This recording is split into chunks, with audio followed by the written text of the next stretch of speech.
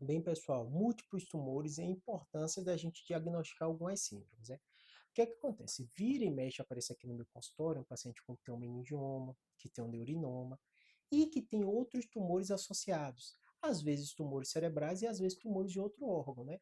E às vezes o paciente chega para a gente e fala assim, Júlio, eu já tive um câncer de mama e agora apareceu um meningioma. Ou, Júlio, eu já tive um tumor gastrointestinal e agora apareceu um neurinoma, né?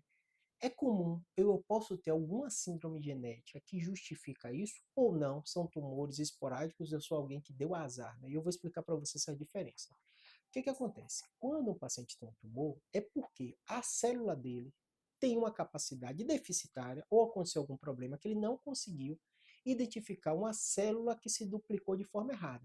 Naturalmente, todo dia nosso corpo, né, células se dividem, e essas células que se dividiram, muitas delas têm algum tipo de problema. E seu corpo identifica que aquela célula não é normal e mata aquela célula. Isso é comum de acontecer, acontece todo dia com todo mundo, né? Quando a gente vai envelhecendo, essa capacidade de identificação dessas células anormais piora um pouquinho, acontece com o envelhecimento. E aí, às vezes, os tumores acontecem. Por isso que os tumores são mais comuns na terceira idade. Só que o que, que acontece? Quando o paciente tem um tumor no órgão e depois aparece no outro, até pelos tumores cerebrais eles serem raros, né? O paciente fica nessa dúvida. E para a gente médico, a gente sabe que existem muitas síndromes que são raras. A maioria dos tumores cerebrais eles são esporádicos, né? Essas síndromes raras, elas podendo acontecer, a gente vai fazer a investigação. Com essa investigação, a gente vê se esse paciente tem uma síndrome ou não tem uma síndrome.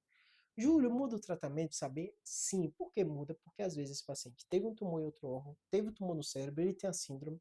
Se você sabe que ele tem a síndrome, você procura mais de perto. Por exemplo, eu tenho pacientes que fazem ressonância de corpo inteiro, uma vez por ano. Porque descobriu que tem essa síndrome genética, predispõe a ter tumor. Como a chance é muito grande, eles vão fazer exame de corpo inteiro para identificar se não apareceu tumor. Eu canso de ter pacientes que têm isso, que eu faço ressonância de neuroeixo, para ver se não está aparecendo tumor em outros locais, em outros nervos cranianos ou nervos na medula, porque se você identifica essa lesão pequena, você trata logo. Então, se aconteceu com você, de você ter um tumor no sistema nervoso central e já teve previamente um tumor em outro órgão, independente da ordem, procure ajuda. O que é que o Júlio geralmente faz? Converse com um neuro-oncologista, né? Ele vai fazer essa avaliação e também com o médico da genética médica. Eles têm uma bateria de testes genéticos para identificar.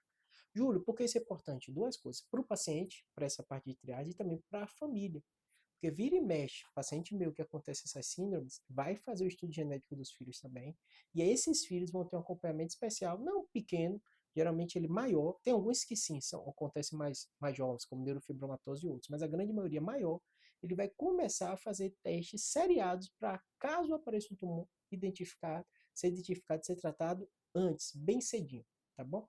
Espero que tenha ajudado. É um tema que eu sei que é polêmico, as pessoas ficam emocionalmente bem abaladas, porque fala de tumor genético, a pessoa acha que está ganhando carimbo, que vai morrer. Eu falo, não. A maioria dessas síndromes, né, podem dar tumores benignos, tumores malignos, então tem muita síndrome. Por isso que eu nem estou entrando em detalhe.